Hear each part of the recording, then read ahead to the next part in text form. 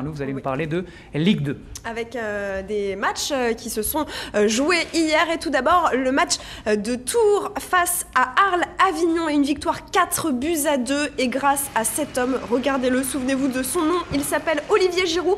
C'est lui l'homme du match. Il marque rapidement en faveur des Tourangeaux à la 7e minute de jeu après une intervention de Merville. Et puis grâce à lui, Tours va mener 2-0 quelques minutes avant la pause.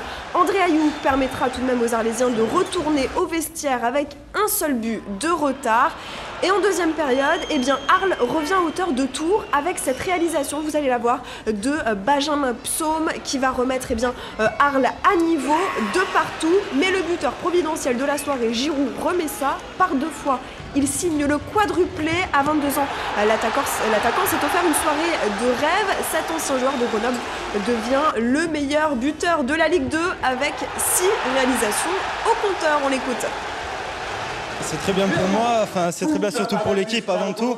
On s'est pris un but en deuxième mi-temps, on s'est fait égaliser, on a pris un coup derrière la tête, on nous est senti amorphes et c'est bien d'avoir réagi après sur un coup de pied arrêté. En plus, ça faisait un moment qu'on n'avait pas marqué sur un coup de pied arrêté, donc c'est super pour tout le monde. Ça tombe sur moi aujourd'hui, mais la prochaine fois ce sera Yannick ou Youssouf et voilà quoi. Non, c'est un beau... S'ils marquent tous 4 buts à chaque fois, vous allez être bien très bien. On va finir meilleure attaque. Merci. Et donc, excusez-moi, j'étais perturbée, Guillaume, parce que vous me parlez forcément de Ligue 2, évidemment, et vous voulez en savoir plus sur le match de Brest. En savoir plus sur le match de Brest.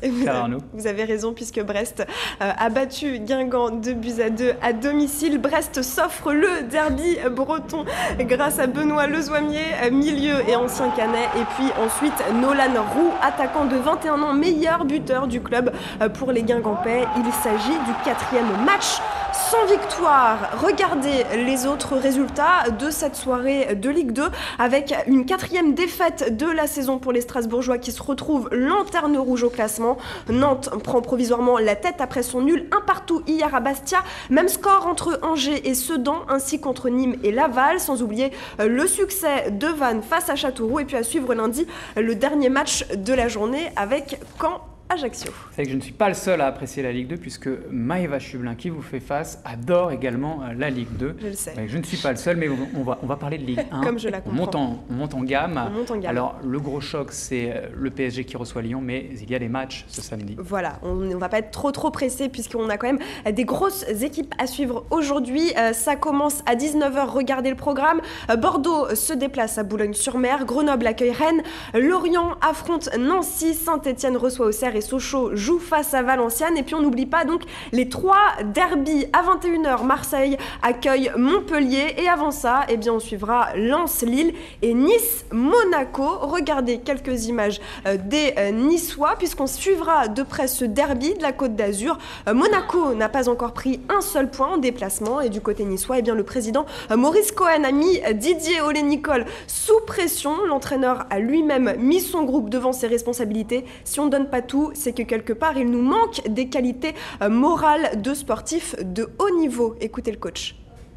Il y a des signes très intéressants depuis 2 ou 3 jours à l'entraînement parce que je pense que tout le monde a pris conscience que la règle numéro 1, c'était l'investissement, c'était la générosité, c'était d'aller au bout de soi-même. Quand on est compétiteur, c'est ça, c'est au quotidien de tout donner ce qu'on a dans le ventre.